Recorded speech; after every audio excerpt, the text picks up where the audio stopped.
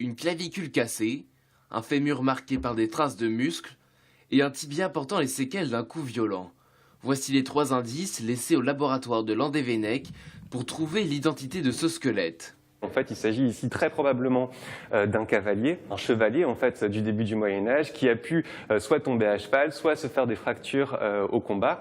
Et ça, en fait, c'est bien attesté par les archéologues parce que ce squelette, justement, on va le retrouver à l'extérieur de l'église. Donc, il faut être assez riche pour pouvoir se faire enterrer là. Et donc, ce personnage qui est riche et qui se fait et qui a ces différents marqueurs, c'est donc sans doute un noble et donc un chevalier du début du Moyen-Âge.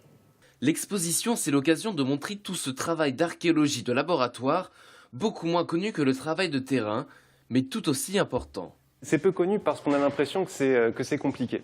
Et en fait, on s'aperçoit avec cette exposition qui présente ces sciences de laboratoire, mais de manière ludique, on peut s'apercevoir qu'en fait, c'est pas si compliqué que ça est à la portée de tout le monde. Alors évidemment, ça comporte des notions sur la physique, sur la biologie, mais c'est des choses qui sont finalement compréhensibles et assez simples et assez ludiques. Une autre trouvaille devrait bientôt rejoindre l'exposition.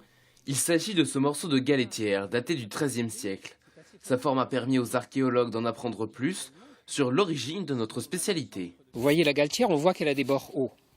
Et donc ça nous indique que la galette de l'époque, elle ressemble plus à un phare que la galette fine qu'on fabrique aujourd'hui, qu'on imagine d'ailleurs beaucoup plus facile à réaliser sur une plaque en fonte qu'on va pouvoir porter très vite à haute température, alors qu'à l'époque, il s'agit avec ce type de céramique de cuisson lente.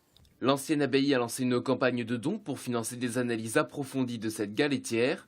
L'objectif est d'en savoir plus sur les ingrédients de la galette au Moyen-Âge et l'anti-adhésif utilisé pour sa cuisson.